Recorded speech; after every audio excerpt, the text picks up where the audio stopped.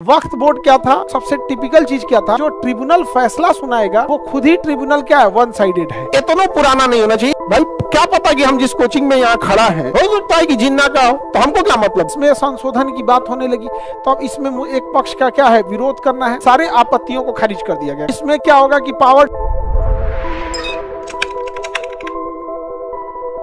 देखो वक्फ बोर्ड जो था उसके अमेंडमेंट के एक जेपीसी बनाया गया, जॉइंट पार्लियामेंट्री कमेटी। ये जेपीसी तब बनाई जाती है जब किसी विधेयक को लेकर विवाद हो जाता है। तब वक्फ बोर्ड क्या था, जब देश का विभाजन हुआ तो उस समय बहुत सारे लोग जो यहाँ से इंडिया से पाकिस्तान चले गए तो उनकी जो संपत्ति यहाँ रह गई उसकी देखरेख के लिए वक्फ बोर्ड बनाया गया। इसके अलावे कुछ लोग जो थे वो चाहते थे, जैसे किसी के बाल बच्चे नहीं हुए या कुछ भी हुआ जिसके पास ज्यादा धन संपत्ति है, वो मुस्लिम है अगर, तो वो अपनी धन संपत्ति जमीन जायदाद को वक्फ बोर्ड को दे सकता था और कि इस पे कोई सामाजिक धार्मिक या फिर सोशल चैरिटेबल वर्क होगा। तो ये वक्फ बोर्ड था। इसमें कुछ जमीनें विवादित आ गई कि वक्फ बोर्ड का कहना था कि ये जमीनें वक्फ के अंडर में आती है। अब उसमें वक्फ बोर्ड में जो सबसे टिपिकल चीज क्या था कि वक्फ बोर्ड का जो जुडिशियल सिस्टम था उसमें भी सब मुस्लिम थे। तो कई बात ये उठा कि जो इसमें जो ट्रिब्यूनल फैसला सुनाएगा वो खुद ही ट्रिब्यूनल क्या है, वन साइडेड है।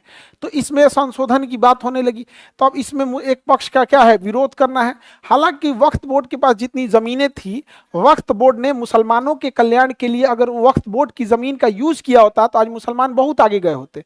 इन्होंने कोई खास यूज नहीं किया और जैसा कि सारे सरकारी डिपार्टमेंट में होता है कि जो एक बार बैठ जाता है वो अपने सगे संबंधी रिश्तेदार हेन-तेन में लग जाता है, कोई उतना हुआ नहीं। तो बाद में अब जब गवर्नमेंट आई तो वक्फ बोर्ड विधेयक में क्या कही, संशोधन लाई। तो इसका जब विरोध हुआ तो इसके लिए ज्वाइंट पार्लियामेंट्री कमेटी बनाई गई कि जेपीसी की इसमें अपनी अपनी बातों को रखिएगा। जेपीसी में जितने सुधार को रखा गया था सारे सुधार को, सारे आपत्तियों को खारिज कर दिया गया। कहा कि आप लोग का मांग कुछ ऐसा नहीं है, संशोधन होगा तो होगा। अब सरकार इसमें क्या कर रही है, संशोधन कर रही है। समझ में आ गया कि नहीं आ गया? आगे बढ़े। इसमें क्या होगा कि पावर डीएम को दिया जाएगा और पावर डीएम को देते पावर किसको मिल जाएगा, राज्य सरकार को, क्योंकि पावर किसके पास चला जाएगा, डीएम को गया। डीएम मतलब राज्य सरकार, डीएम मतलब डीएम कोई स्वायत्त संस्था थोड़ी है। अब इसी को लेके बात चल रहा होता है कि जो लोग भारत से पाकिस्तान चले गए थे ना, उनकी जमीन उखाड़ के तो नहीं ले गए थे, वो जमीनें यहीं छूट गई थी, छोड़ के गए थे। और जो पाकिस्तान से हिंदू भारत में आए थे, सिख आए थे, उनकी जमीनें पाकिस्तान में छूट गई थी। पाकिस्तान वालों ने उनकी जमीन लूट लिया, सब लूट लिया। हिंदू सिख जैन का पाकिस्तान में क्या हाल है आप तो जानते ही हैं। लेकिन भारत चूंकि एक ब्रॉड थिंकिंग दूर तक था तो उसने कहा कि ये जो उनकी जमीनें हैं इसको देख रेख करने के लिए एक बोर्ड बना दिया। जैसे रेलवे के लिए रेलवे विभाग है कि नहीं, उसकी जमीन की देखरेख वही करती है, तो उसके लिए बना दिया वक्फ बोर्ड। क्या बना दिया, वक्फ बोर्ड। तो वक्फ बोर्ड का बेसिकली वही काम था, ये देखरेख करना है। आप कई बार वक्फ बोर्ड चर्चाओं में क्यों आ जाता है, क्यों क्लेम कर देता है कि ये जमीन वक्फ के अंडर में आती है। यानी ये जो जमीन पे आप रह रहे हैं विभाजन के पहले हो सकता है कि यहां जिसका था वो चल गया वहां पे।